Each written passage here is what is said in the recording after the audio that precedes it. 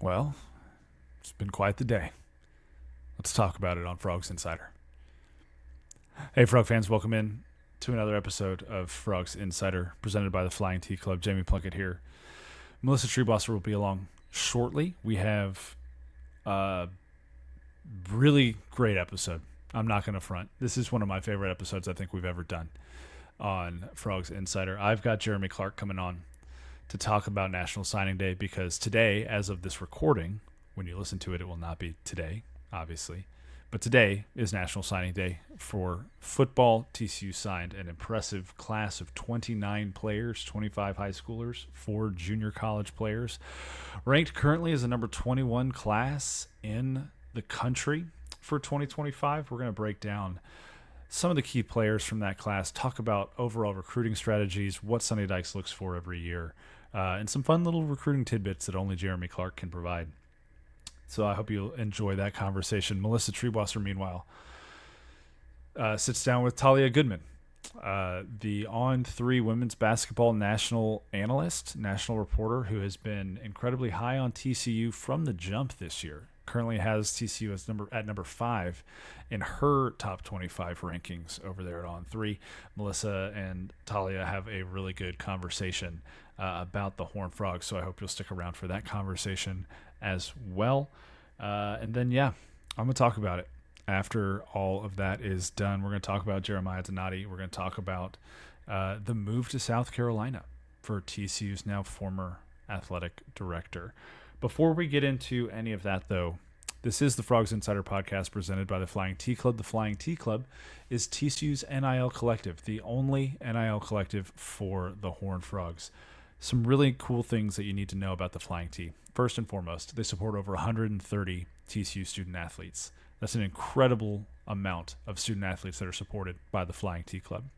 Next thing you need to know, the Flying T Club itself is a 501c3 nonprofit that partners with other nonprofit organizations in and around the city of Fort Worth to do charitable good work. They partner student athletes with these charities to make an impact in the community. That's the second really awesome thing. The third awesome thing, because the Flying T Club is a 501c3 nonprofit, when you make a donation, that is tax deductible. We're now in the beginning of December, the last week of the year. It'd be a great time to make an end-of-year donation to the Flying T Club to get that one last tax write-off and to make sure that TCU student-athletes and the community and the charities that the Flying T Club works with all have a really good holiday season. I would highly encourage you to go to theflyingtclub.com and see all of the different ways that you can get involved, whether that's through an individual donation that's a one-time gift. You can set up a recurring gift as well. If you're a business owner, look at their corporate partnerships page and see how you can get involved from the company level as well. They do a lot of corporate partnerships that are really, really awesome. And then lastly, if you make a gift to the Flying T Club, you can also get Horned Frog priority points that'll go to seed upgrades and all the other great stuff that you get from benefiting from Horned Frog priority points. So they support over 130 TCU student athletes. You hear the train horn? Train knows what's up. There it is. They're a 501c3 nonprofit, which means that your end-of-year gift would be a tax write-off for you. They partner with a bunch of charities in and around the city of Fort Worth to do a lot of great work, and you get Horned Frog priority points. What else do you need, Train Horn? What else do you need, Train Horn? My goodness, that was a long train horn. FlyingTClub.com is where you can go to get all of that information. I would encourage you to do so. I would encourage you to do so before the end of the year because we could always use a little holiday giving and a holiday love. I think that's always a good thing. FlyingTClub.com. Also, a big thanks to Dave Campbell's Texas Football and the Republic of Football Network. If you want this podcast in your ears as a part of a network where there's a podcast for every D1 program in the state of Texas, all you've got to do is search Republic of Football Network wherever you get your podcasts, and our feed will pop up. You'll get us. You'll get Between Two Bears, which is the Baylor podcast. You'll get Gambling Gauchos, which is the Texas Tech podcast. You'll get shows for Tech, for Texas Tech, for Texas A&M, for Texas, for Sam Houston State, who's looking for a coach right now, for Rice, who just hired a coach. All of the schools in the state of Texas have a podcast in this network. I would encourage you to go to the Republic of Football Network and check it out. If that sounds like too much, you can always just search Frogs Insider, and our feed will pop up with just our shows. You can subscribe there, leave a rating and a review. Get over to the YouTube channel, hit that subscribe button as well. You'll see a bunch of different content.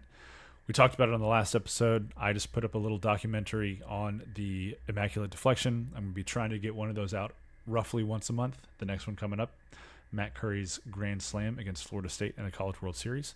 Sometime in January is when that one will come out. But we've also got other stuff. We've got the full video of Sonny Dykes' signing day press conference today. 27 minutes of Sonny Dykes talking about this recruiting class.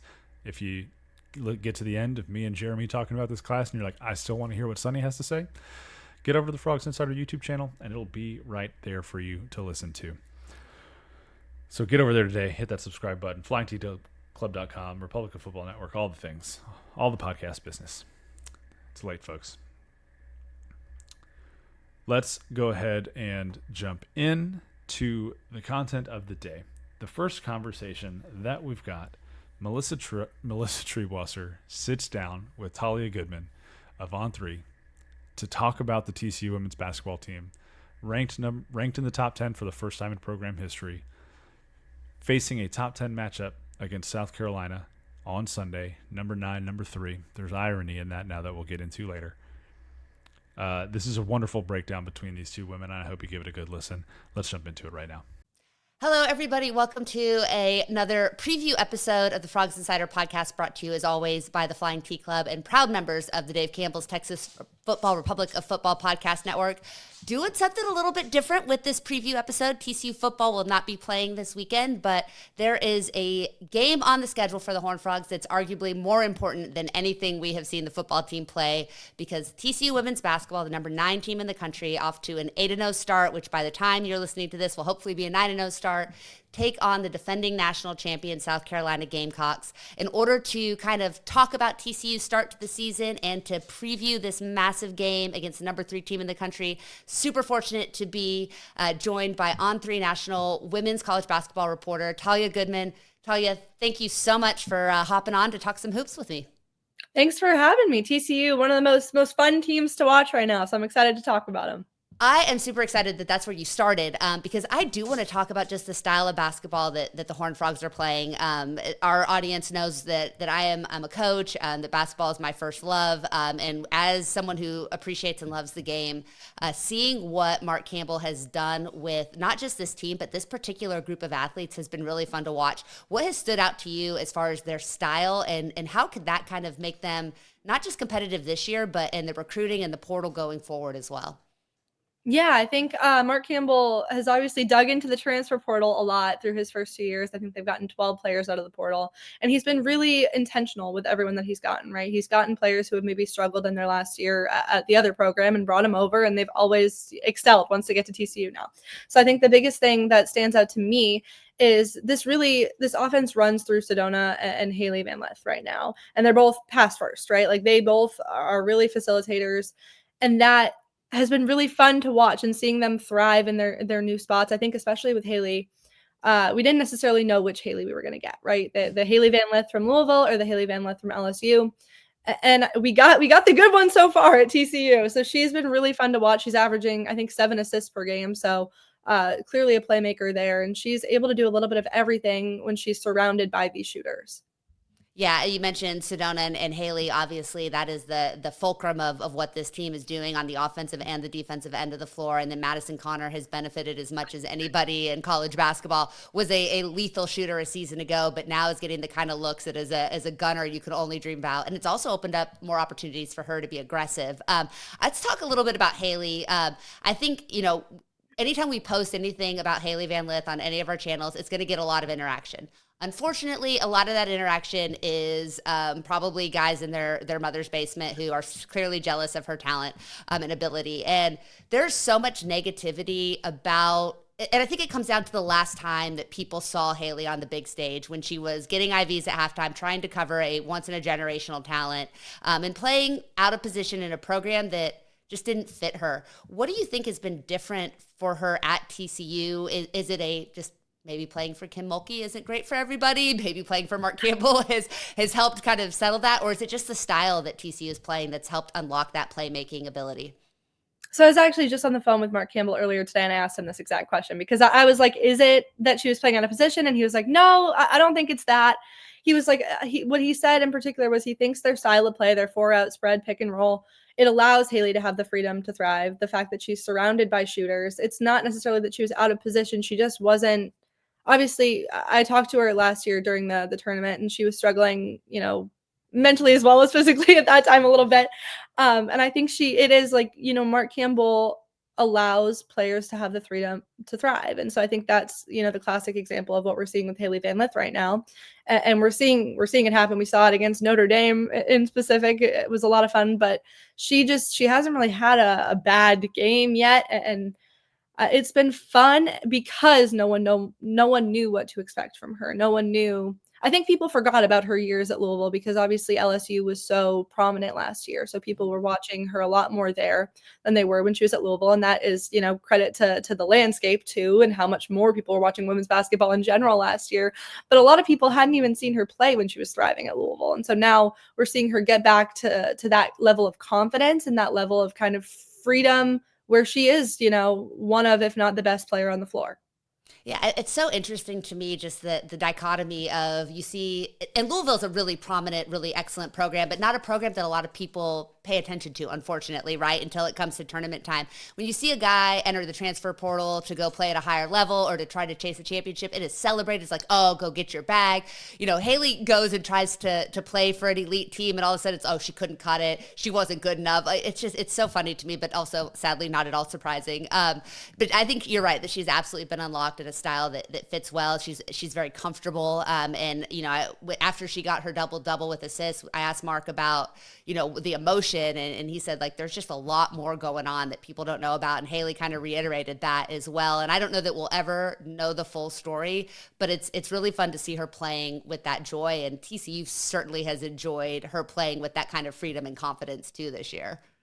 Yeah, no, absolutely. It's been a lot of fun, and I think it worked out because you see this team on paper, right? Before the season starts, you see this team on paper, and I know TCU wasn't even ranked in the AP poll preseason, which I thought was a little ridiculous. I had them ranked from the beginning, but that is maybe just because I looked at that roster and I said, yeah, these are players that have maybe had off years, once or twice, whatever. Like, it happens. Sedona, there were a lot of injury problems for TCU last year, but you look at the talent that they have and the ceiling that they could have, and you're like, I don't even care. Like, even if, like, we haven't even seen Maddie Stair play, right? Like, we haven't even seen her, and this is what they're doing. So I was just so impressed even preseason looking at this roster and thinking about what it potentially could be if they all mesh together. And they've all meshed together. The chemistry looks great. They're very cohesive. And so it's an exciting time for TCU and what Mark Campbell has been able to do since he took over. I think it was 1-17 conference record before he took over. Yeah, this program, in 2020, led by Lauren Hurd, looked like they had a chance to compete for a Big 12 title. They looked like they were for sure, absolute NCAA tournament team. And then COVID happened and the wheels came off. And unfortunately, Reagan Peebley was let go. I think she's doing just fine with the Sparks. I think she's all right. But this program really just kind of fell off. And it's been amazing to see Mark Campbell come in and so quickly not just change the expectations and the level of talent, but get all of these women to buy in. And that, to be like, as someone who's coached and who's been around the game, getting 6 new players, 6 returning players and no freshmen. I mean, there's not a true freshman on this roster right now, which is crazy, to buy in and play unselfish basketball. I mean, they lead the country in assists. They press for the majority of the game. He's had games where we've seen 11 women play. He's had games where we've seen 6, and everybody seems totally bought in, which I think is a really good sign going forward. And that's been put to the test. You saw the game against NC State. That was a nationally televised game. They really had to gut it out. And then the Notre Dame game, it looked early on like they were going to be outclassed and out-talented. It was on Flow Sports, so I understand if you didn't get to watch it. But is there anything you kind of take away, not just from that game, but the way that they were able to come back and win and really take it to Notre Dame down the stretch? Yeah, I think, what stood out to me, and I chatted with Sedona about this moment in particular. She had like a few air balls at the beginning of that game, and she, looked like she was maybe losing her confidence. But what she kind of reiterated was just the culture in this team. Everyone's so humble. Everyone's so hungry. Everyone wants her to shoot the ball. They when she has the ball in her hands, they trust her. And I think that's the biggest thing, is everyone on this team lets everyone have their moment, right? Like everyone trusts each other to have their moment. And I think that showed with Sedona's performance. I think I have it 20 points, 20 rebounds, 4 assists, 3 steals, 8 blocks. Like that's 8 blocks, yeah. Look at that stat Insane. line. That's just incredible. And Haley Van Lith had a great stat line in that as well. But I think just what stood out was that they weren't daunted by the moment. And I think that's what's important is they had just had what I think was their biggest win in program history against NC State when they were ranked number 9. And so, you might expect a little slump after that or whatever when you're facing the now or then number 3 team in the country. But they were able to come back. They faced some adversity and they stuck with it that whole time. They didn't give up on it and they were able to win it. So I think that's what stood out is they didn't get daunted by the moment or maybe some of the struggles that they hadn't yet faced or faced in a little bit. And they were able to pull it out. You mentioned Maddie Shear earlier. Donovan Hunter struggled a little bit in both of those games. Didn't score last week. But what I think is impressive is you talk about how everybody wants each other to succeed. Donovan's a player they need to score to play their best basketball, but she's also a player that doesn't need to score to impact the game. And defensively, what she was able to do, I think that she's been such an important piece. And Taylor Bigby has really kind of come alive. It feels like she's almost come out of nowhere. I mean, she's been around college basketball. I keep forgetting like how old she is.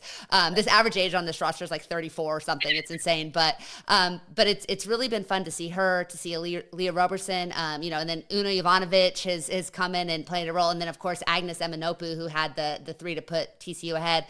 That depth and that roster flexibility feels like it can carry this team a long way. When you look at the bigger picture of college basketball, is there an opportunity for a team like TCU they've gotten into that top 10? Can they stay in that elite group of teams this year? Where do they rank when you look at the talent across the board? Just the Big 12 or kind of national landscape? I mean, let's talk about them both. I think that would be good before we dive into South Carolina, because we know that's going to tell us a lot. But yeah, when you look at them as a conference competitor, I think they were picked. I can't remember if it was 4th or 5th in the Big 12 in the preseason poll. And then, like you said, nationally they came into the season unranked and they continue to prove themselves as a contender. Can they be? Let me put it this way: as an alum, how excited can I get? Like, that's really what I know. How much can I sell out for this team? Because I've already said Sweet 16 or bust, and I'm rolling that forward now. No, you can get excited. I think if they stay healthy, and that's like a big if they stay healthy, they're really dangerous. And I have them top 5 right now. They're top 5 in the net right now. They're a dangerous team. They play a tough schedule. They already have. So they've shown that they can beat out, opponents that are maybe even better than the ones they'll face in conference play. I think they have a real chance at winning the Big 12. I think, Kansas State is really good. I think Iowa State maybe thought would be better than they look right now, but I still think they'll be really good. But I definitely don't think it's out of the picture for them to win the Big 12. And I definitely don't think it's out of the picture for them to make it pretty far come March, as long. And that's the caveat, as long as they're healthy. You have to hope, if you're a TCU fan, that what happened last year ate up all of their injury bad luck for a couple of seasons, right? Like, this team is owed some good karma in that regard after holding open tryouts. I think, just kind of leaning in, like, you look at programs like, obviously UConn and Stanford and Notre Dame and South Carolina and all of these UCLA this year, all of these kind of blue blood programs, and then you see kind of that new blood generation. You mentioned Iowa State. Audie Crooks I can't wait to watch Audie and Sedona. It's going to be such a fun battle to see them square up a little bit. But what is the likelihood in the era of transfer portal and NIL, where TCU can go get a Sedona Prince and a Haley Van Lith, of one of these kind of non-traditional powers making it to the Final Four, to the finals, or maybe being able to achieve the peak of the mountain? Oh my gosh. In this day and age, it is anyone's game. You can go into the portal. You can get like you can get anyone. You can get anyone in the portal. They're doing a good job in the recruiting trail too. So I think it really, right now, there's more parity than there's, I don't want to say ever, because I haven't been covering the sport forever, but there's more parity than there has been in a long time, at least. And that's the fun of it, right? Like it has been the same few teams that you kind of expect to win in years past. And that's not the case like at all this year. I don't see it that way. I see TCU as a real contender. There are other teams who aren't those, necessarily blue bloods that I see as real contenders. And that is because of, the portal. It's because of NIL. It's just because of the landscape that we're in right now. And how important do you think that is for the sport? I think a lot of people started paying attention. Obviously, a lot of people started paying attention to women's basketball for the first time because of Caitlin Clark, right? And maybe because of Caitlin Clark and Angel Reese, and maybe because of Paige Beckers, who will likely be in DFW next year, which I could not be more excited about. But all of these kind of once in a generation talents, these spark plug type players have shined a spotlight across the sport. How important is it for some of those non-traditional powers to make these types of runs, to send these types of messages in order to continue to increase the fan base and build on what was such a special year, really the last 2 years of getting people, non-traditional women's basketball fans, to care about the sport? Yeah, no, it's really important. And that's how you do it. And I think, Mark Campbell is one of the blueprints of that. Like, that's what he was able to do. Obviously, TCU is not quite yet a women's basketball school. I don't think we can go that far quite yet. But we're a men's tennis and rifle school. Like, everybody knows that. So fair enough. I'll have to start watching. No, but I think what he's been able to do in the last 2 years is just a complete turnaround. And it's really impressive. And he's gotten the fans invested. There are plenty of them in my mentions every day, so I know they're there. They're not always they're happy with me right now, but I don't know if they will be forever. But yeah, no, what he's been able to do has just been really impressive, and it is important when you're able to go in the portal and create that parity for yourself, because in years past you weren't able to do that. It was really the traditional recruiting, and now that's a big part of it. But even in the traditional recruiting, NIL is now playing a big role. So it's all changed. Everything is different now. I don't know how much, and I didn't prep you that I was going to ask you this, but you've kind of brought it up, and so I want to say, like, when you look at, said they haven't signed a high school player, yet in the first, kind of year and a half, 2 years that Mark has been there. How are they looking as on the recruiting tail? Is this an attractive program? I have to imagine that high school kids are going, yeah, I'd like to play like that for 3-4 years. Yeah, I mean, you had Jazzy Davidson really highly considering TCU, and that's a sign that you're among, not necessarily the elite yet, but you're really up there. And they were recruiting hard. I saw all of the coaches plenty of times on the recruiting trail this summer, recruiting hard, and so they're in on top kids. It's just a matter of landing them, which is easier said than done. They only pick one school, but they're definitely in on kids. They're recruiting hard, and I think the future is bright there. I think, it takes a few years to get to that point where the top kids are, choosing you, but being in the company that they were in, even we'll just stick with Jazzy Davidson of, Duke and USC and like South Carolina, all these schools, whatever, is really impressive to be able to do this early on. Yeah, and DFW being such a hotbed for women's basketball talent in the state of Texas in general, you have to think at some point they're going to win one or two of those eye-opening battles. The really big thing is going to be how long can they keep Mark Campbell really happy in Fort Worth, which I have a feeling TCU is very committed to trying to do, but his phone will be ringing off the hook, I would imagine, for the next several years. All right, let's dive in to the real reason that we're here and talk about what is, I'd say, inarguably the biggest game in TCU women's basketball history. This Sunday, 6 p.m., Dickies Arena in Fort Worth, a technically neutral site game, but one that's just down the road from the university. South Carolina got knocked down by UCLA, a very good UCLA team, and then got really mad about it. The Bears absolutely poked the bear, and they have taken it out on their opponents since. Poor Iowa State, I don't think they knew what hit them. This team is on a roll, and I would have rather them not lost before playing TCU. But what is South Carolina so good at this year, and where do you think they're going to be able to attack TCU? In transition is what I would kind of pinpoint first. TCU is going to have to be able to stop them a little bit in transition, keep them off the glass. I think those are kind of the two big things. But South Carolina, and I've said, like, people got on me for saying they're beatable, like it's some crazy thing that they didn't go unbeaten last year. Like, they are much more beatable this year. I think people underestimated how big of a loss Camila Cardoso was, but when you guys know it was Sedona, when you have someone that tall who can just get up there, makes a difference. Yeah, it does. It makes a big difference. And so, I think TCU has a shot in this one. We'll see how it goes, but I think goes back to that kind of Notre Dame point that I made of mindset and not letting the moment get too big for you and staying grounded and calm through it if things aren't going your way, and fighting through the adversity that they likely will have to with a team of South Carolina's caliber. Yeah, I think it's going to be interesting. I think the transition is a great point. We've seen TCU run that press, and when it's on and Sedona's communicating in the back, they can really afford to take some chances. But against a team as talented as South Carolina, those chances can turn into breakaway layups really quickly. I also think it's going to be interesting to see how TCU can attack the South Carolina defense. What needs to happen? What needs to go right for the Horned Frogs? Is this like Sedona has to have 30 and 20 and Haley has to have a 40-point? Like, what do we need a miracle here, or can this team just continue to play great team basketball and overcome one of the elite teams in the sport? I don't think anything too out of the ordinary for TCU right now has to happen. I think they got to, shoot it well. Madison Connor has to keep shooting it like she is, and she'll have the opportunities too with the way they've been playing. That's what it looks like.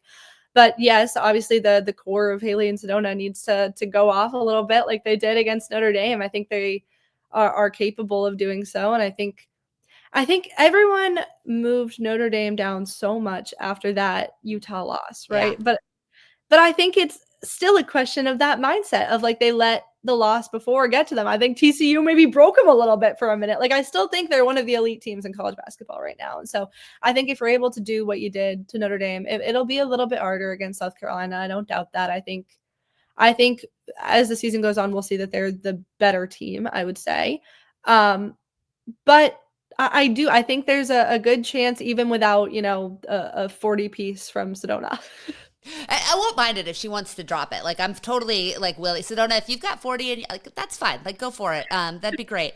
Yeah, it's gonna be fascinating. And I'm kind of like, on the flip side of what you're saying about Notre Dame, I absolutely agree. I think that the way that they lost that game, there was a lot of frustration. Hannah Hidalgo was very frustrated pretty early on in that game and stayed frustrated. And that can be hard to overcome a really big loss, a really difficult loss, just like it can be hard to deal with a really big win. And to me, one of the most impressive things that Mark Campbell has done this season is, they beat NC State, they come out the next game and they smoke a team by like 35. They beat Notre Dame, they come out the next day and they smoke South Florida. Let's talk about that because no one's talking about the South Florida when that's one of the best mid-majors in the country and they beat up by the largest margin of any Power 5 team this season and they played like 8 Power 5 teams this season that are all very good teams. And they beat them by what, like more than 30, right? It was 41, like 40, I think. Yeah. 41. No one's talking about that. That is crazy work on a neutral site. Yeah, and to do it, 24 hours after the biggest win in your program's history, when he really only played like 6 players against Notre Dame. These are some tired legs. And I talked about that because after I think it was the North Carolina game, they came out and it was Incarnate Word. It was like a noon game. It was the field trip game, all the little kids.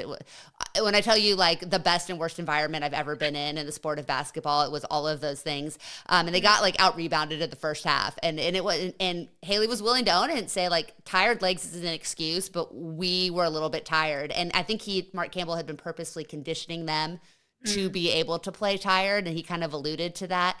But yeah, so to see that short rotation come out and do what they did to Notre Dame and the emotional hill they had to overcome, and then to come back and just from the opening tip, just smacked South Florida around. And Campbell told us all week how good that team was. So I believed him. And he made himself look like a liar with the way that they treated the Bulls, unfortunately for them. And a really interesting roster. I loved, I think there's 9 different countries or something represented on that roster. They play a very European style. It was fascinating to watch, and TCU just go, we're not interested. And that's a team that lost by 4 to Louisville. South Florida lost by 4 to Louisville, 13 to Vandy, I think. That's a good team. Yeah, and TCU made them look very pedestrian, and that's what's so they've got a game Wednesday night. We'll post this Thursday morning, so I'm assuming TCU will have just run over. I can't even remember who they're playing right now. FAU. Yes, that's right, FAU. Thank you to the Florida team. So that they'll have handled their business and taken care of it, and not looked ahead to South Carolina, because Mark Campbell has done a really good job of keeping this team locked in. The thing with an older roster is these women have been in these moments. They've been in these big games. The moment doesn't seem too big for them. And this team is very much in lockstep of a very specific goal. And I think that they're doing the right things to have the opportunity to try and achieve it. That's why I like the way that Mark Campbell put this roster together, because they were challenged hard and early. And obviously Notre Dame was in an MTE, so that's a little bit different. But NC State, and then you play those 2 teams before you face South Carolina. And I think if South Carolina had been the first ranked team they'd face, I think they might have been a little screwed. But now I don't feel that way. I feel like they got their reps in, right? Like they're feeling confident, they're feeling good. And I think that's the biggest thing you need going into a game against the defending national champs. Yeah, my co-host Jamie Plunkett has said it, that Campbell really scaled this schedule well. You get your first ranked opponent on your home floor. You get your second ranked opponent at a neutral site where there's not going to be a crazy crowd and you're at the beach, so whatever. And now your third ranked opponent, it's a semi-neutral site. But the fact that he was willing to say yes to Dawn Staley, who was out there on X constantly begging people to play her because people are smart and don't want to, I think it shows a lot of confidence in his team, a lot of confidence in himself, and a lot of confidence in his coaching staff. He's gotten emotional on multiple occasions talking about his assistant coaches and the work that they've done scouting. So it's going to be a lot of fun to see. Before I let you go, because you said you talked to Mark Campbell, and because Jamie and I get this question every single day, do you have an update for us on Maddie Shearer and her re-entry process? Okay, it's like required. Yeah, it's required for us to ask because we literally get like 7 comments a day because everyone wants to know when she's going to play. And so do we. We would love to know when she's going to play, but hopefully the answer to that will be very soon. Talia, tell us where people can follow you, where they can find your work, and where they can just, be a part of what you're doing for college basketball. Yeah, I'm all over X/Twitter, so feel free to get on there. I'm Talia Goodman, WBB. I'm on that new Blue Sky, same thing. Yeah. I don't really use it, but I'm on there. And then on3.com/her is where all of my work will be. That's awesome. We really appreciate you joining us. I know you'll be tuning in Sunday night after a busy travel week for you. And hey, hopefully we'll get to see you down in Fort Worth for a game in person sometime soon too. Fingers crossed. I hope so. I really appreciate it. Thank you so much. And we will hopefully have a reason to talk to you again soon. Thanks so much. A big thanks to Talia Goodman for coming on the show. Train Horn agrees. Thank you so much to Talia for coming on and sharing her wisdom and her insight. Really great follow on Twitter. Covers women's basketball incredibly well. An up-and-coming talent in the business. Make sure you get on board quickly. She's awesome. This next conversation is one that I had with Jeremy Clark earlier today, talking about TCU's recruiting class. An incredible recruiting class. First time ever they've had the number 1 recruiting class in the Big 12. Number 21 recruiting class overall. 29 kids, some really talented kids. We're going to get into Jeremy's favorite players in this class. We're going to get into offensive line recruiting strategy for the team. We're going to talk about beef and speed. And we're going to talk about what star Jeremy Clark is, because the board has some pretty significant opinions about that. When I said big-time guest coming on the podcast tonight, and everybody else got disappointed when I said Jeremy Clark. Come on. 3-star on the charts, 5-star in our hearts. This is my conversation with Jeremy Clark earlier today. Hey, Frog fans, welcome back into another episode of Frogs Insider presented by the Flying T Club. Jamie Plunkett here with a very special guest. You know him, you love him. You should be subscribed to his website over at HornedFrogBlitz.com, 24/7 Sports. The great Jeremy Clark, longtime TCU beat reporter, the king of TCU recruiting, hops on the show tonight. JC, my man, thank you so much for taking the time. Man, I'm honored. I mean, what a great introduction for me, man. You're making me blush. Dude, we got to hype you up. I'm a 3-star, bro. It's in my – dude. Tank Carter was a 2-star, Jeremy. Oh, yeah. I'm a 2-star. Andy Dalton was a 2-star. Yeah. So let's not think too lowly of 3-star recruits out here, because we're going to talk about some on this episode that I think are going to be pretty dang good in the long run. There are some right now that played for TCU this year that were pretty dang good, if you ask me. Yeah. But Jeremy, again, thank you for taking the time. Excited to talk 2025 signing class. It was signing day today. There was a lot of other stuff that happened today that I'm going to get into later on the show. Just 1 or 2 things. But for now, I want to stick to this signing day. You had an opportunity to sit down with Sonny Dykes and his media availability earlier today, and he said something really interesting, and this is kind of where I want to start. He talked about there's no fluff in this class. 29 kids, 25 high schoolers, 4 JUCO kids. There's no fluff. What did he mean when he said that there's no fluff in this class? I think kind of the fluff saying was to some of these guys that they're kind of highly regarded guys and they typically don't pan out, or there's hyped up recruits that are hyped up for different reasons, whether they have a ton of offers, whether they made some plays, maybe as a sophomore, maybe as a junior, didn't really have great senior years. I think when he talks about this class, he's talking about a group that doesn't really have that. What you see is what you get. And each one of those recruits from top to bottom, he mentioned that they signed a roster today, and that's basically what they did. They signed a need at every position except for punter and kicker, but you don't have those overhyped kids. A kid like Terry Shelton, He's a 4-star. He's the highest ranked kid in the class. If you spend about 2 minutes watching his film, you're going to see, man, the Frogs got an incredible playmaker at receiver. Reminds me a lot of a Eric McAllister type, former basketball kid that realized, hey, I can probably get more attention playing some football. And that's exactly what he did. And so you have those type of recruits like Terry Shelton. You have guys like Chad Woodford, guys that we know we evaluated. They evaluated. When I say we, I mean us as recruiting services, evaluated them, gave them what we feel like is pretty good rankings, pretty proper rankings. And we didn't overhype any of these guys, and we didn't underhype any of these guys. It's like I said earlier, it's pretty much what you see is what you get. Well, I like that, because I think that, one of the things that this coaching staff has done really well at TCU is evaluate the kids that fit the culture. And I think that a lot of times we get caught up in the ratings and the rankings and how many stars a kid has, or where your team is ranked in the team rankings. But the reality is, and I think programs across all of TCU's athletics do this really well, is they find kids who fit TCU. And I think you're right, and I think Sonny nailed it. I think this is a group of kids who fit TCU. He went on to say later in the press conference that they anticipate 24, 25 of these kids finishing their time here at TCU. And if they have more than that, if they have 20 out of the 25 or 29 kids end up somewhere else, then they failed. They didn't do their job well as far as evaluating these kids go. And so let's start to get into some of these kids. You mentioned Terry Shelton. Let's start right there at the top. This is a kid that was committed to Arizona, number 71 kid overall in the country, number 12 wide receiver. He's a 4-star kid.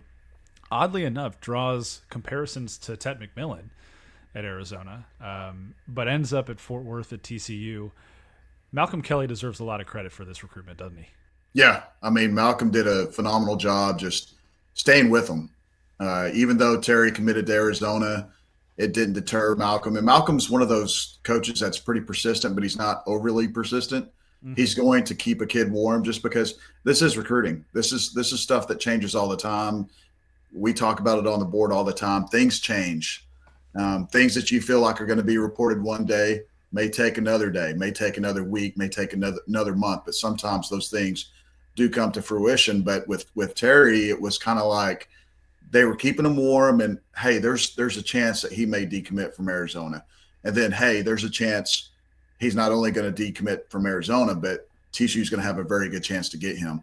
Terry is a kid that at first – I think kind of wanted to get away from home. So I think that's why Arizona was intriguing to him. And then you go to his signing day ceremony today, you see all the family there.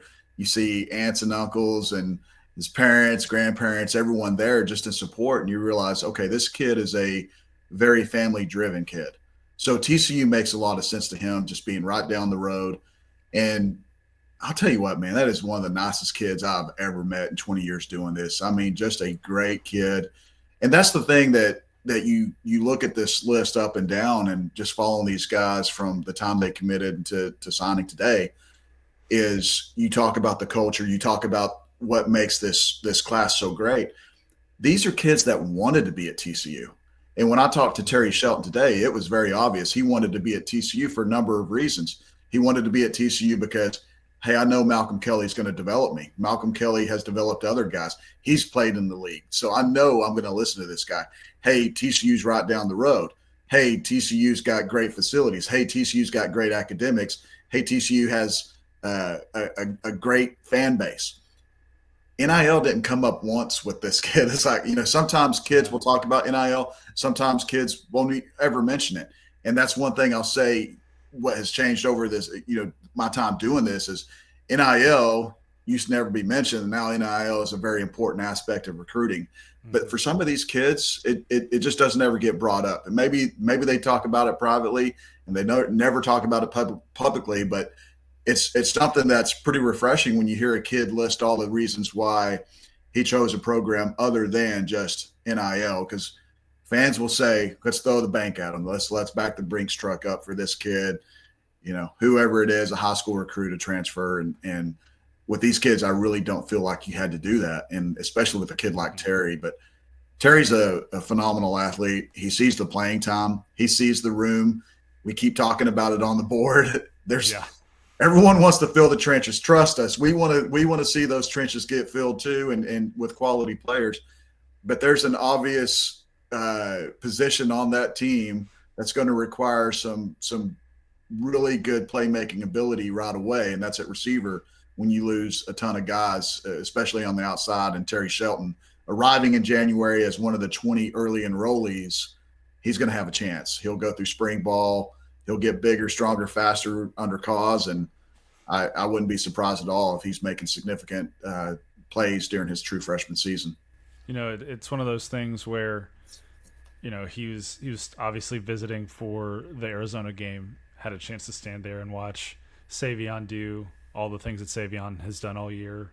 Saw Jack Besh play, saw JPR play, saw Eric McAllister play, who's going to get to play alongside next year. But it wasn't that long ago that Savion Williams and Quentin Johnston were the ones standing on the sideline watching Jalen Reagor play, watching Darius Davis play, or Reagor standing on the sidelines watching Josh Doxson play. And just this history of TCU bringing in these incredibly talented wide receivers, especially since Malcolm Kelly has gotten on campus.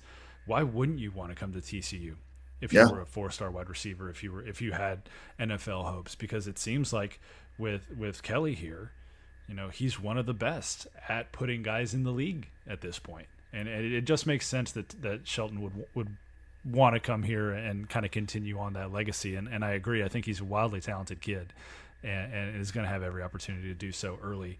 Another 4-star wide receiver, though, who I know has popped to you several years ago, because you love to tell the story, standing next to Sonny Dykes at a TCU camp, all these wide receivers coming from all over the place, all these highly touted kids, and then all of a sudden this kid who maybe doesn't look the part pops, and that's Ed Small. And now he's the other 4-star receiver in this class. He was a Texas baseball commit, flips, and is going to play football at TCU. Baseball still, maybe not. But he's a wide receiver, 4-star wide receiver now for the Horned Frogs. If you see Ed in person, you're going to think he's a baseball player. He's got the baseball frame. He's 5'11". He's a rock solid 205. He's not a chiseled 205. I'll say that. And not everybody can be, Jeremy. I know. You're a chiseled 205. But I'm not demeaning the kid at all. But, you know, Sonny kind of said it. You see the kid walk up, you're not expecting to see a whole lot. Mm-hmm. And let me tell you, 2 summers ago when we were there at that mini camp, this was an invite only, and Ed had already put up some pretty good numbers in his career. Camp, as you mentioned, he's with some other highly touted guys, and this kid's making plays left and right. He's beating good defensive backs, guys that they're heavily recruiting. And it was at that point where I think every coach on the staff knew that, oh my gosh, like this kid's beating the defensive backs that we've brought in to evaluate. He's burning them left and right, and he's only going to be a junior. Let's talk about him. And Sonny was just Sonny couldn't stop watching him. Like Sonny, it was funny to watch because you could immediately tell like Sonny was enamored by Ed Small. He couldn't take his eyes off him. Like I said, he was watching him every drill, every one-on-one drill there was. He was watching Ed Small. And I would tell you that day, Sonny Dykes wanted to offer Ed Small. I mean, there's no question in my mind. And the recruiting process worked out really good for him because, like you said, he was committed to Texas for baseball, and everyone kind of knew that he was a great baseball player, but he was also developing great as a football player too. And you just started to hear little rumors here and there. Hey, man, he might just strictly focus on football. And if that's the case, TCU is going to be really appealing to him. He really liked TCU, liked going up to the games, like going up and seeing the coaches, developed a great relationship with everyone on staff. And I'll tell you right now, I've said it on the board. I've said it to many people. If there's a freshman on this team that I feel like will be starting next year when TCU travels to North Carolina, it's going to be Ed Small. And I would further say that kid could probably be playing right now. As good as he is, he's a senior, but I feel like that kid would be making some plays as a slot receiver right now at TCU as an 18-year-old. I mean, he's that good. So I fully expect him maybe not to be as good as Ryan Williams was when he's, a 17-year-old phenom or 18-year-old, however old he is. But he's going to make some plays next year as a true freshman for TCU. Ryan Williams also, I believe, 6'5", so maybe a little bit of different body type there. But, hey, I think, and tell me if I'm wrong, Ed Small, I think the comp is right there in front of TCU fans right now, and John Paul Richardson. Yeah, he catches everything. Yeah. I mean, is contorted and the acrobatic catches that JP makes. I mean, Ed makes the same kind of plays. He made 3 or 4 of them the second time he came up to TCU last summer, and that's when I heard Dykes make a comment. It's like, that kid could play for us right now. That's just the type of ability he has. He's going to get separation. Like I said earlier, he's very meticulous in his route running. He's got great hands, and he's not slow. Like I said, you're going to look at him and you're going to be like, man, what's the hype? And you're going to see the kid run 2 or 3 routes. You're going to be like, I get it now. This kid's freaking good. He's going to create separation. He's one of those receivers that doesn't have to be overly fast, but he's fast. He's not slow. He's kind of like a JP Richardson. Everyone thinks that JP is just your generic move the chain receiver, but he's got some speed to him. Ed's the same way. Ed's got some good speed. Well, I mean, we've seen JP make some of the most ridiculous catches this year out of necessity because we've joked about this in the press box. We've joked about this with JP. It feels like Josh Hoover is one of the most accurate quarterbacks in the country, unless he's thrown to John Paul Richardson, and then he's just like, JP's down there somewhere. I'm just going to get it out of my hand, and he'll go make a play. It's been a blast to watch JP play for the Horned Frogs the last couple of years. I'm going to be sad to see him go. But as we stick on the offensive side of the ball here, Jeremy, you mentioned offensive line, and there is this – the board is obsessed, man. Every time you put one of those threads, good news coming, the little ... right after it, everybody's like, okay, what 5-star offensive lineman has a TCU offer, has maybe talked to a TCU coach before? It's definitely going to be that guy.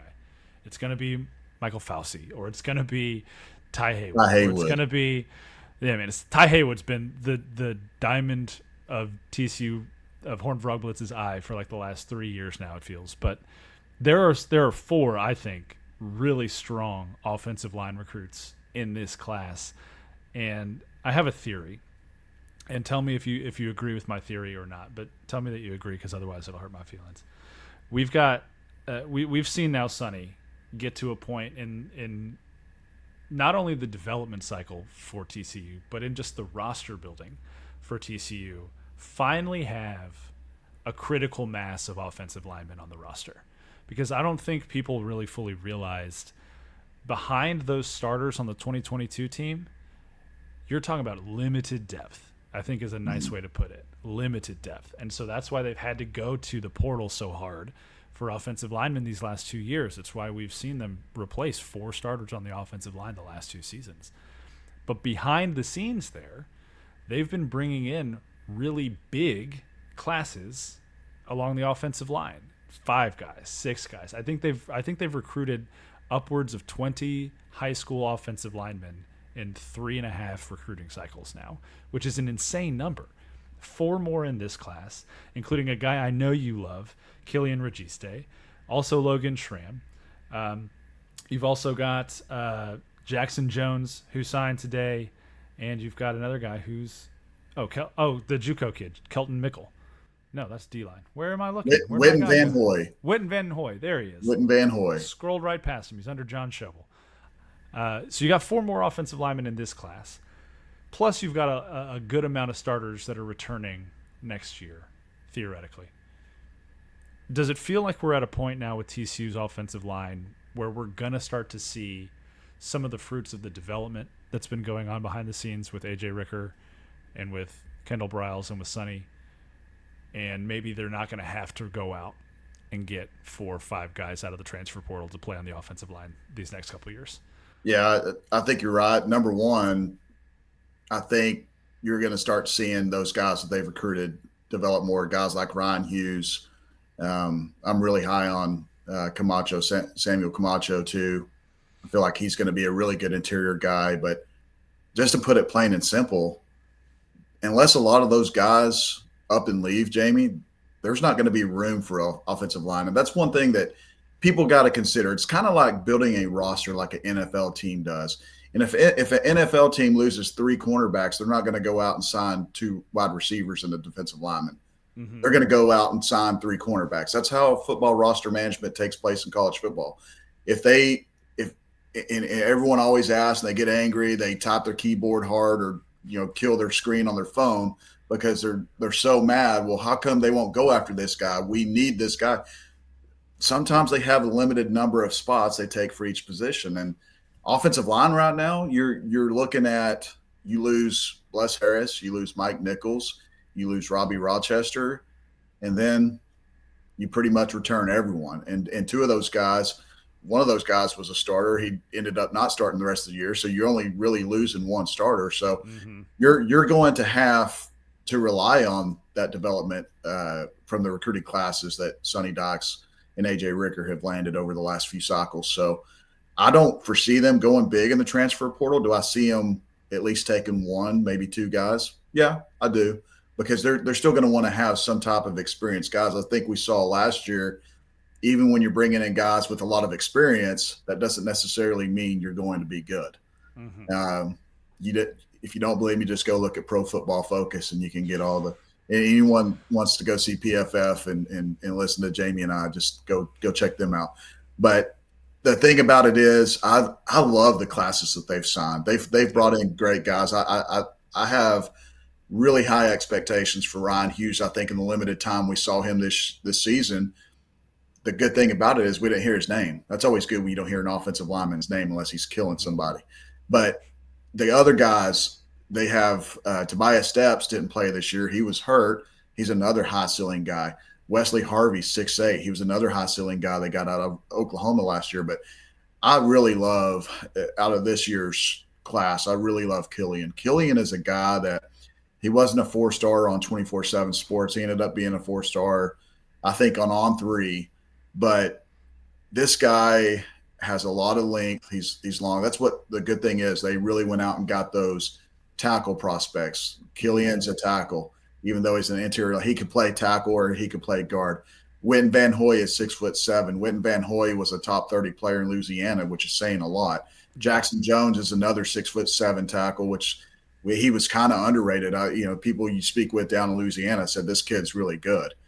They were surprised that teams closer in proximity didn't really take a big chance on him because they feel like he's got a really high ceiling too. And just looking at those 3, you're thinking, okay, those 3 are pretty good. Then you add another guy like Logan Schramm, who was at one point a 4-star out of Bernie. This kid had offers from all over the place. TCU fought Texas Tech really hard for him. He's another guy that's long, 6'5", 6'6" range, and he's going to be a kid that 2 or 3 years from now we look up and he's going to be making some plays on the offensive line as well. But we could have a whole show about offensive line, my man, and I still don't think we would come up with significant answers to how to fix everything. But I will say this. I really do like who they're bringing in the last few cycles. Crease Brister is another guy that's going to – he signed in the 24 class but took a gray shirt, so he's going to arrive in January. Big kid out of Stephenville, 6'4", 295-pound type, really, really strong kid. It's going to help on the interior. So just have some patience is all I'll tell TCU fans for now, because I feel like the quality is getting there, but we just got to give it time. We got to give it time up front. I agree. And I think, too, when you're talking about roster management at the college level, the depth gets shallow pretty quickly, right? And so you see a year like this year where they go to the portal really heavy and they bring in Bless Harris and they bring in James Brockermeyer. They brought in Colton Deary a year ago. They brought in San Diego State. Please help me. That's Bennett. Cade Bennett. Thank you, Cade Bennett. Guys, we're recording this at like 10:30 at night, so please don't judge us. And Carson Bruno. And bring in Carson Bruno from Louisiana Tech, and then all of a sudden you lose Cade Bennett before the season even starts. And so now you have to shuffle, right? And you have to say, okay, well, we already thought we were going to have one guy playing center, one guy left guard, one guy right guard. Now we got to shuffle. And now we got to maybe dip into our depth before the season even starts. Okay, well, what happens if that guy doesn't work out? What's the next – who is really third on the depth chart at that point, because they're going to start seeing reps. And so you get into the depth pretty quickly, and you're going to see maybe a steeper decline in overall team performance than maybe you would have had one guy stay healthy. And so I think for me, that's the biggest thing about moving forward with the strategy that Sonny and the staff have employed with getting offensive linemen on campus. And this applies to the defensive side of the ball too, with the D-line, is when you have a critical mass of bodies, if you are doing the right things in evaluating guys, if you are doing the right things in developing guys, all of a sudden you're not in the shallow end just because one guy goes down, right? You have quality replacements on deck to keep that caliber of play that allows the offense to keep running, allows the defense to keep running. So that's me. That's my way of saying I like the fact that they're going with quantity along the offensive line, because from an NIL perspective, it makes a lot of sense for a TCU to do that. And then from a depth perception, I think it makes a lot of sense for a team to do that as well. Remington Strickland's another one we missed. Yep. He was another addition. Yep. Texas A&M kid. They're coming from all over, JC.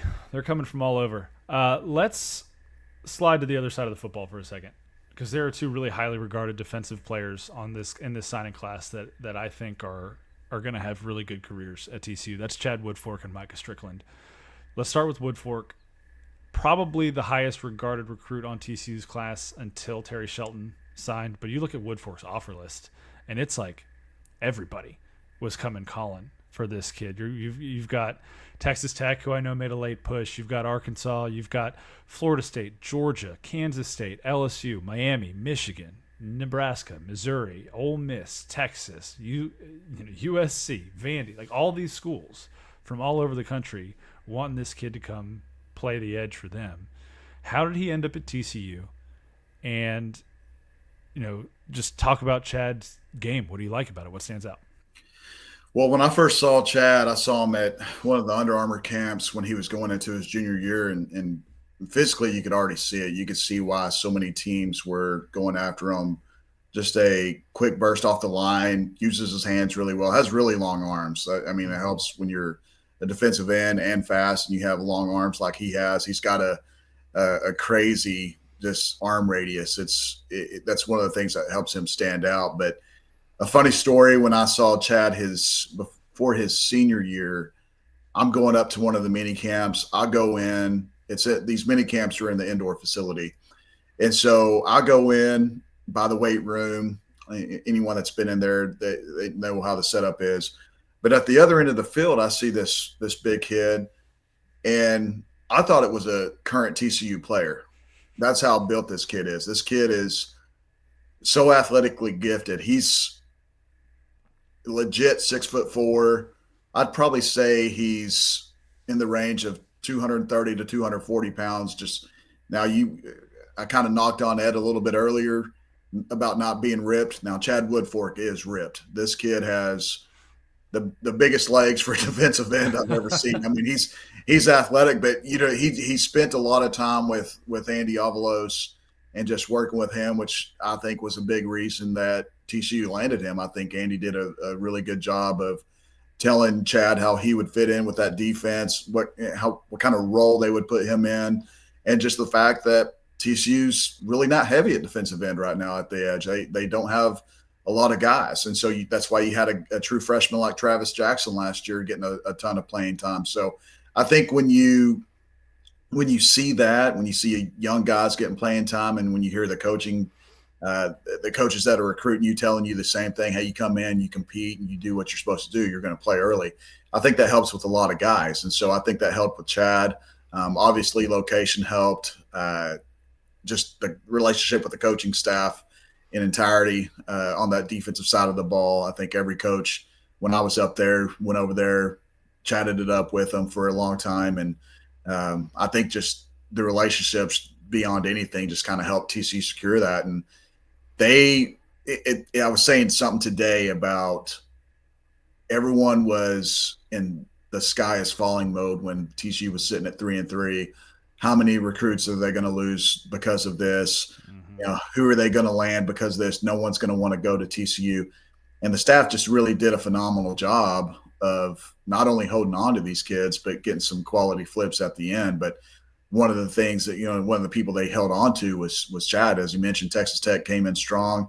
Right about the time TCU had flipped Gil Jackson, Texas Tech was trying to flip Chad Woodfork. And, from things that I was being told is that, hey, man, just keep an eye out for this because it may happen. So it was relatively close that, he was listening. He had made a visit to Texas Tech. So the fact that TCU was able to hold on to him in an era where Texas Tech is trying to throw all kinds of money through NIL at some of these kids. Cody Campbell has made it well known that they're going to be heavily involved in NIL and everything else with Double Eagle moving forward. So the fact that TCU was able to hold on to him for whatever reason is a good thing for them, because he's another kid that I feel like with their depth right now, you're going to get Paul back, you're going to get Michael back next year, but you're losing Nana, and there's going to be some playing time there to be had, whether it's at maybe he can be a stud position player, because he's kind of got that same kind of build and that same kind of pop. He's just so athletic off first step.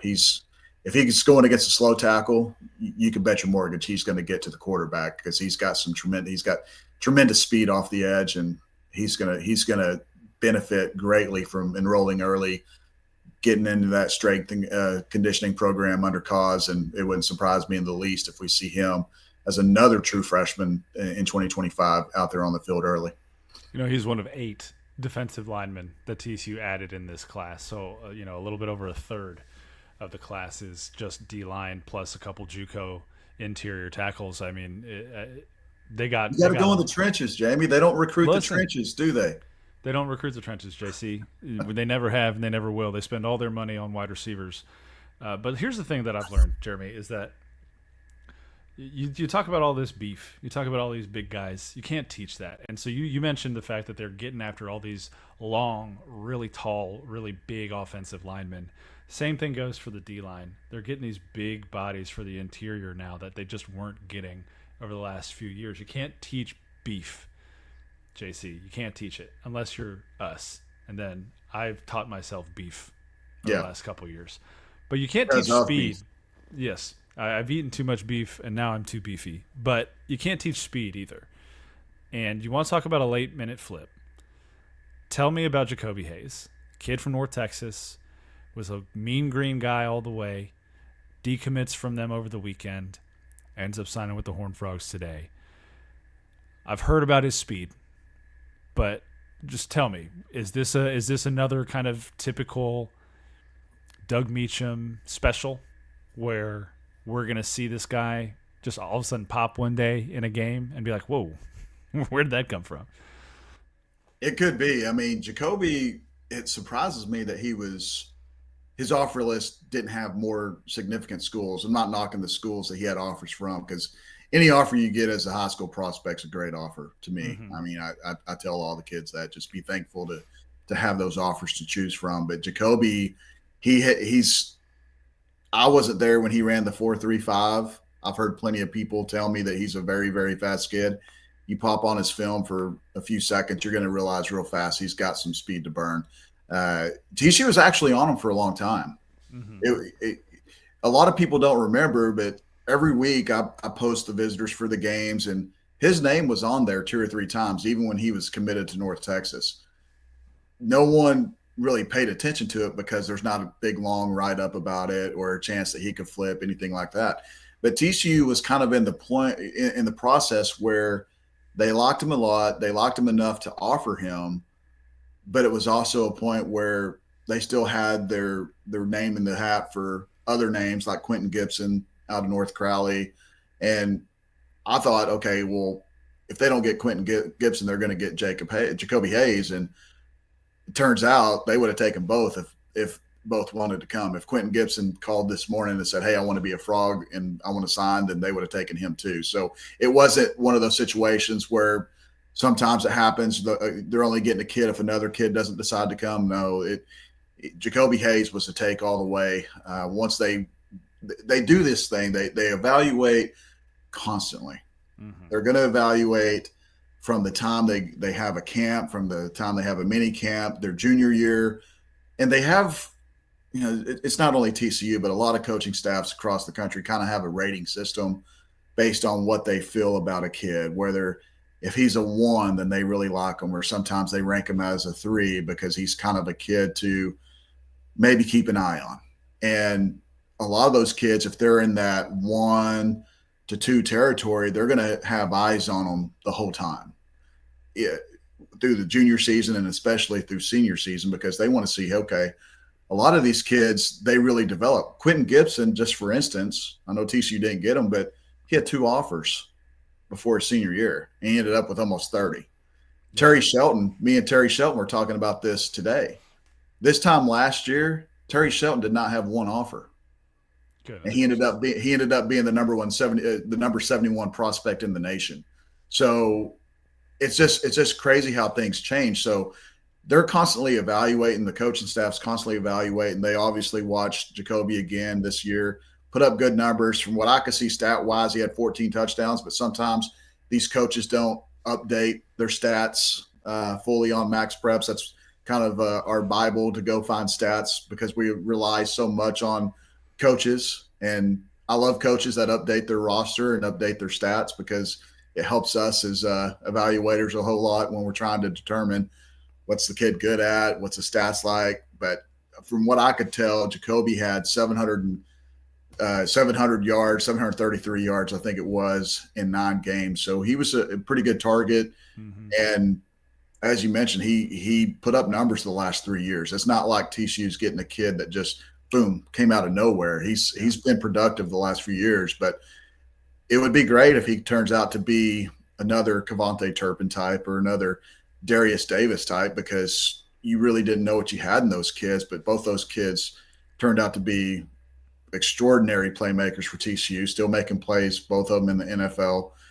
Jacoby's ranked somewhere. I think he's ranked as the 203 receiver in the nation. And, hopefully 2-3 years from now, even maybe next year, we're talking about Hayes and they're talking about how bad we are at evaluating kids and talking noise about all the recruiting services and how lowly we had them ranked. But Sonny had made a comment a few times about how they like it when sometimes a kid that they like a lot is ranked low because it keeps the wolves away, it keeps other teams from trying to come in and get on top of these kids. But I think Hayes is definitely one of those kids in that category. They're kind of probably, pretty glad that he wasn't ranked higher, so a lot of teams didn't come in on him. There's another guy I know in this class who Sonny talks about like that, and I think it might be your favorite player in this class, Jeremy. You want to tell me a little bit more about good old running back John Denman? We got our guy. Hey, so there's a moment on the board earlier this week where a gentleman who's been banging the drum for more running backs, all of a sudden I didn't see his posts anymore. Yeah, he's gone. I hope he's listening to this episode so you can tell him John Denman is the guy that TCU wanted at running back for the 2025 class. And they don't need another running back in the 2025 class. That's it. Hey, I'll tell you right now, Jimmy Smith really liked this guy. Did they like Michael Turner? Absolutely. Did they like gosh, we're bad with names tonight because, like you said, it's 10:30 at night and it's time to go to bed. I've been up personally since 5:30 a.m. So 6 for me. Yeah, we're about both ready to crash. But they had some guys early on in the mix that they liked a lot, and that's how. And Sonny said it today. They had Ty Hawkins committed, and they didn't do a good enough job evaluating Adam Schobel. Like he admitted, we didn't evaluate him as good as we should have early on in the process. I think the same could be said with John Denman. They didn't look at him as hard as they did a guy like Michael Turner. And lo and behold, they start watching John Denman a little bit more. They see his frame. They see his speed. He's a 10.6, 10.7 guy in the 100. He's got great breakaway speed. I tell people when I watch his film and I watch his running style, and maybe it's the frame too from what he looked like in high school, but he reminds me a lot of Kendre Miller. And Kendre was a quarterback in high school, and Denman will take some snaps out of the Wildcat for Westwood, and he's just a playmaker. He's just a difference maker. I was telling someone today that he's either going to run by you or he's going to run over you, but one way or another, he's going to get to the end zone. And I think the first game of the year this year, he had 300 and something yards on the ground. So he is a guy that, even though let's say Racing Guillory, for instance, the kid out of Aledo that reclassified from a 26 kid to 25, and it didn't matter. Hey, you guys going to recruit him now that he's 25? No, we already got our guy. Nothing's going to change how we're recruiting unless we lose Denman. And guess what? Recruiting running backs when you're only taking one running back is kind of like recruiting a quarterback. If you start talking about other names, or if a story gets leaked out there, TCU's looking at so-and-so, it starts to get those other players kind of, hey, if they're going to do that, I'm going to look around too. They never really did that with Denman. They never really, once they got him, they stopped pursuing all the other running backs. There was one time Michael Turner even showed up to a game, and I didn't see one coach talking to him in pregame. So what's that tell you? I know that's going to anger some TCU fans, but just I wouldn't knock a kid. A lot of people get overhyped by the rankings, and that's fine. That's understandable, but sometimes we're wrong. I mean, there's no doubt about it. Sometimes we're wrong, and there's sometimes that kids are out there making plays left and right, and sometimes the margin between a 3-star and a 4-star is just about as thin as a piece of paper. So I would tell everyone that Denman is explosive. He's going to bring good size to the room. He's going to be here in January. He's going to go through the same strength and conditioning program everyone else is going through. He's going to get bigger, stronger, faster, and he's joining a running back room that has Cam Cook, Trent Battle, Jeremy Payne, and Nate Palmer. So there's a lot of similarities in that group other than Trent Battle. I mean, Trent's the biggest one of the group, but you look at Palmer and Cook and Payne, they're all kind of similar in size. Payne's a little bit smaller than the other ones. Denman's going to walk in and be as physically gifted as those guys. So he's not going to have any disadvantage when it comes to size, speed, power, strength. The only disadvantage he'll have is not entirely knowing the offense. But as we saw this year, if you're good enough, you can play as a true freshman, just like Jeremy Payne did. And don't forget the golden rule either, Jeremy. Every time your team gets a 3-star, it's because your coaching staff did a phenomenal job of evaluating, digging into the tape, figuring out where the kid maybe fell through the cracks a little bit in the eval system. Anytime your rivals sign 3-stars, it's because they can't get better players. Right? Absolutely. That's exactly right. That's exactly it. Hey, man, we've been going for about 40 minutes, so I'm going to let you off the hook here. I know it's late. Is there anything else you want to say about this class, just kind of as we wrap up this conversation? I mean, I know we didn't talk about the Shobles. I heard you talk about the Shobles with Jeff Wilson earlier today.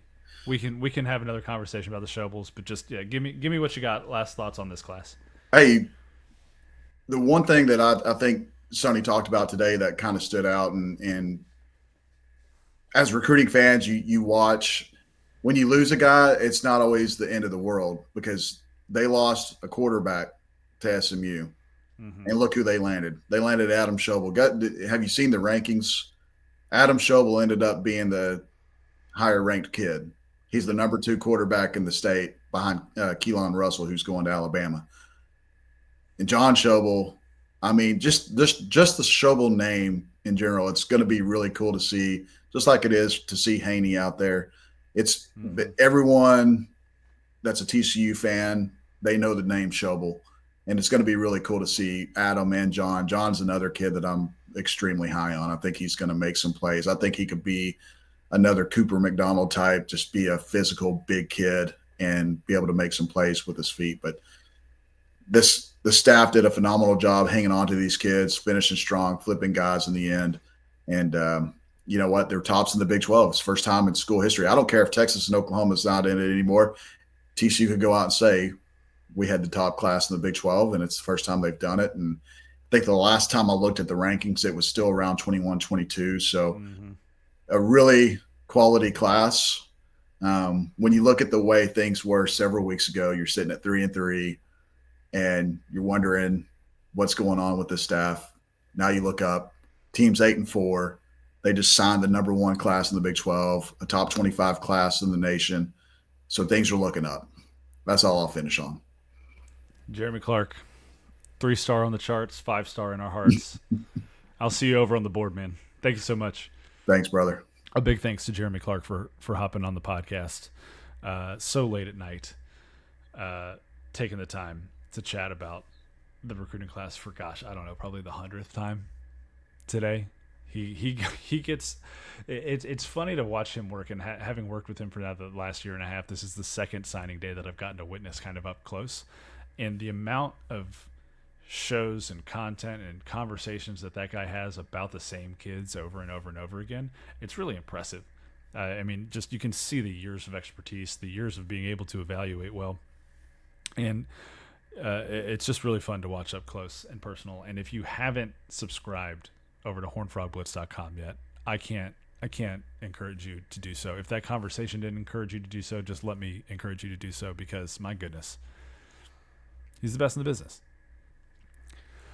All right, let's hop into the last conversation of the night. This one's going to be pretty brief for now, but reports came out on Wednesday that TCU Director of Intercollegiate Athletics, Jeremiah Zanotti, was a candidate, a front runner, the leading candidate, however people like to phrase it, narrowed down to or focused in on is a phrase that's used a lot in these situations. South Carolina had Jeremiah Zanotti at the top of their list to become their next athletics director. And I believe Football Scoop reported it first. Pete Thamel from ESPN wasn't far behind. Eventually, there were other national analysts that picked up on it. And it looks like Thursday at 3:30 Eastern, 2:30 Central is when that's going to become officially announced. Jeremiah Zanotti, after almost exactly 7 years on the job as the athletics director at TCU, will be taking on a new challenge at South Carolina. And I've seen some really interesting commentary on Twitter and on the board today about this move. And I think what it boils down to for me is this.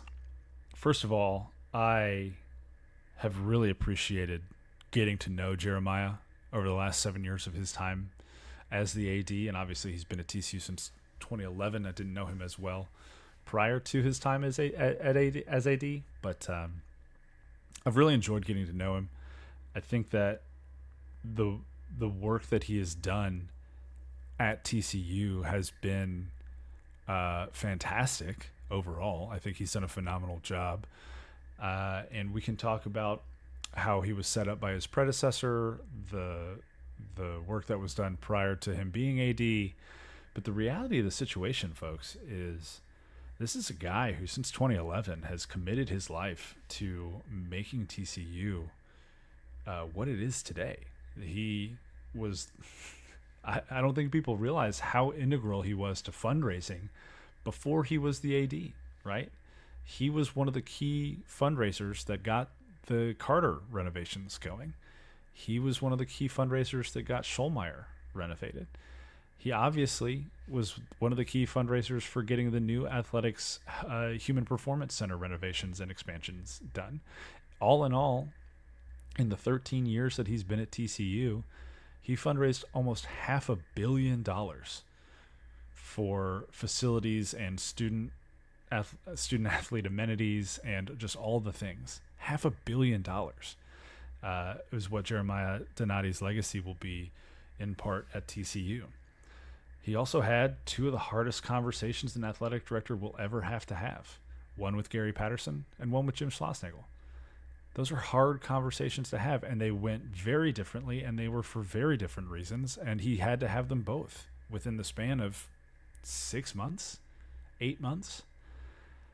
That's not easy, and he did it to the best of his ability, and he came out the other side having made what I think are two pretty good hires in Sonny Dykes and Kirk Sarlos on the other side of those hard conversations. It's not easy to have a hard conversation with one all-time winningest coach in program history, but he had to have it with two, and he had those conversations well. I think it's also important to note that we wouldn't be having this conversation right now, you and I, listener and podcaster. We wouldn't be having these debates on Twitter or over at HFB or anything like that if Jeremiah Donati wasn't getting hired away, if he hadn't been courted by USC, if he hadn't had a phone call with Ohio State, if he wasn't being hired at South Carolina, if TCU wasn't in a good spot. And I think this is truly where I ultimately land with this. When you've got something good going on, other people want what you've got. And I think for TCU, that has largely been the case for the last 20 plus years. And it's because of Gary Patterson, and it's because of Jim Schlossnagle, and it's because of Chris Del Conte, and it's because of Jeremiah Donati.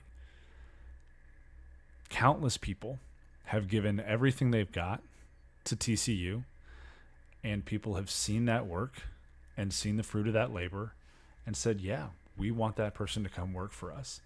And this was Jeremiah Donati's time. I will be forever thankful as an alum of the university for what he has done for my university. As someone who has covered the program from football to basketball to baseball and beyond for the last decade, I'm going to be forever thankful for the dignity and respect that Jeremiah Donati always treated me with. Even when I was with SB Nation's TCU blog, Frogs of War, which was always said, I think, maybe with a little bit of condescension, he never treated me that way. And he never treated Melissa that way. And I think we're both very thankful for that. So the reality is that sometimes we plant trees that we don't get to benefit and sit in the shade of. And I think that that's a situation where Jeremiah Donati has planted a lot of trees at TCU that he won't get to fully bask in the shade of. Talking about Mark Campbell as the women's basketball coach, talking about Jason Williams as the volleyball coach, the affirmations and, bringing triathlon, sending beach volleyball to Hawaii and California and Florida, even though it's a non-revenue sport. What he's done to keep Eric Bell here to lead the women's soccer program. Again, replacing Patterson and Schlossnagle with two really good coaches. I think that Jeremiah Donati's legacy will be will be a good one at TCU, and I think he's deserved and earned the right to go and take on another challenge. So I'm thankful to JD. I will miss him.